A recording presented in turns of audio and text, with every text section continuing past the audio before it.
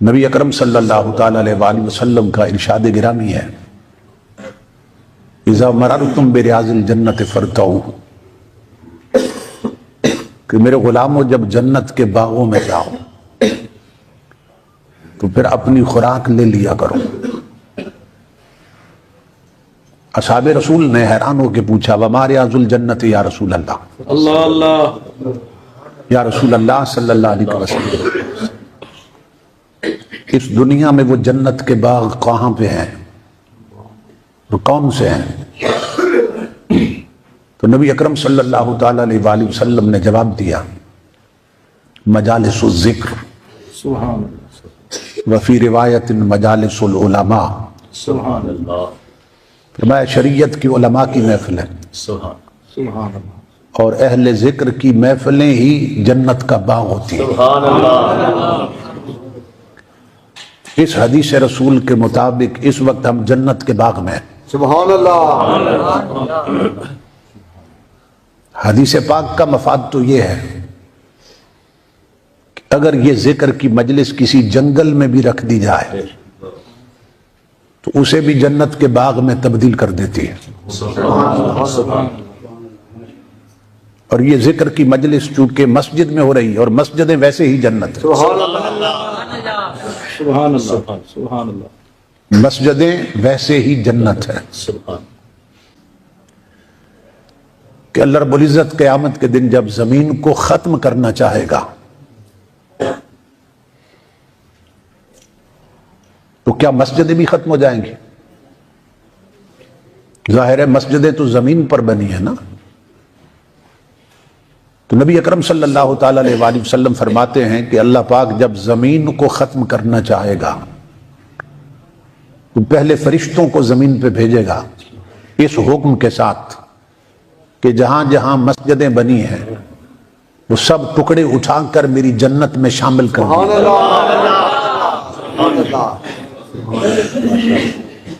اس وقت جس حصے پہ ہم بیٹھے ہیں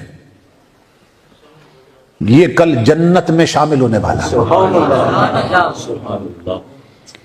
اسی لیے شراح حدیث فرماتے ہیں کہ جس شخص کا پیسہ مسجد پہ خرچ ہو جائے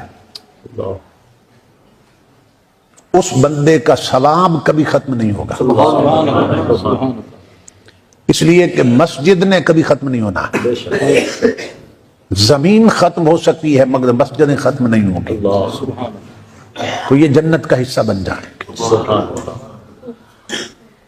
تو اس وقت ہم دوری جنت میں آئے بیٹھے ہیں، سبحان اللہ سبحان اللہ یہ باغ جنت ہے۔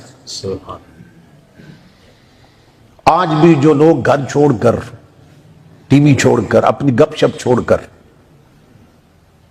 اس جنت میں نہیں آئے وہ پل صراط سے گزر کر اس جنت میں بھی نہیں جا سکے۔ اس سبق کو یاد رکھیے اور عام کیجئے کہ اگر اس جنت میں جانا ہے تو پھر اس جنت میں آنے کی عادت بنائی ہے۔ گھروں کے مسلح ماؤں بہنوں بیٹیوں کے لیے جنت کا باغ ہے، تو جو مائیں بہنیں بیٹیاں ٹی وی چھوڑ کر، ٹی وی پہ ڈرامہ چھوڑ کر گھر کی اس جنت تک نہیں جاتی، مسلح تک نہیں جاتی، تو وہ پل صراط سے گزر کر اس جنت میں بھی نہیں جا سکے۔ یہ یاد رکھیے، بڑی غفلت ہے اور دن بدن غفلت بڑھتی جا رہی ہے، اور اس کا سبب یہ ہے کہ ہماری قوم نے اور قوم کی میجارٹی نے اس شے کو جپھا مار رکھا ہے کہ جس سے ہمارے نبی ہمیں روک کر گئے۔ یعنی دن بدن دل سخت ہوتے جا رہے ہیں، باطن کی دنیا اجڑتی جا رہی ہے، من میلے ہوتے جا رہے ہیں، اور اس کا سبب کیا ہے؟ نبی اکرم صلی اللہ تعالی علیہ وآلہ وسلم نے فرمایا یکون فی ھذہ الامۃ اربع فتن، میری امت میں 4 بڑے فتنے پیدا ہوں گے، مختلف ادوار میں، مختلف زمانوں میں میری امت میں 4 بڑے فتنے پیدا ہوں گے اور آخر حل غنا، اسے یاد رکھیں۔ امام الانبیاء فرماتے ہیں صلی اللہ علیہ وسلم کہ میری امت کی بربادی کا جو آخری فتنہ ہوگا وہ گانا بجانا ہوگا۔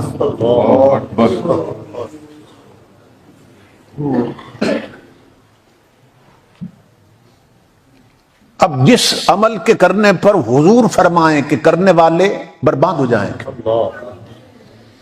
تو ہماری میجارٹی اور اکثریت وہ کر رہی ہے، تو اب بربادی سے کون بچائے؟ اس کا صرف ایک طریقہ ہے کہ مسجدوں میں آ کے مصلی پہ جا کے اللہ رب العزت سے معافی مانگی جائے، سچی توبہ کی جائے، اس کے سوا کوئی طریقہ نہیں۔ جبینیں جب جھک جاتی ہیں اور ہاتھ اٹھ جاتے ہیں تو اللہ رب العزت معاف فرما دیتا ہے۔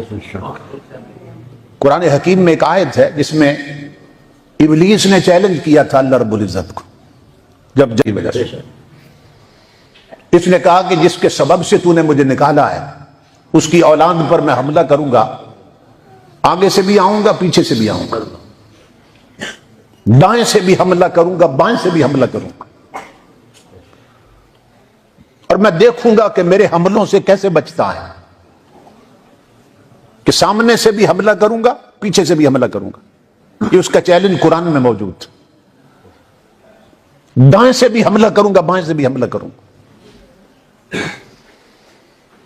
اللہ رب العزت نے آواز دی، نادان تو نے 4 سمتوں کی بات کی ہے، 2 بھول گیا۔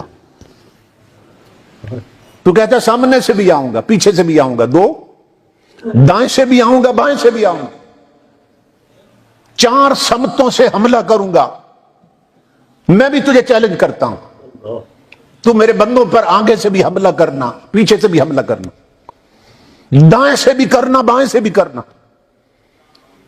4 سمتیں تو نے بیان کی، 2 بھول گیا، ایک اوپر کی ایک نیچے کی، 4 تیری ہو گئی، 2 میری ہو گئی۔ مجھے اپنی عزت کی قسم، تیرے حملے کیے ہوئے سے گھائل ہو کر آنے والے بندے جب میری دہلیز پر جھکیں گے معاف کر دوں گا، ہاتھ اٹھائیں گے تو معاف کر دوں گا۔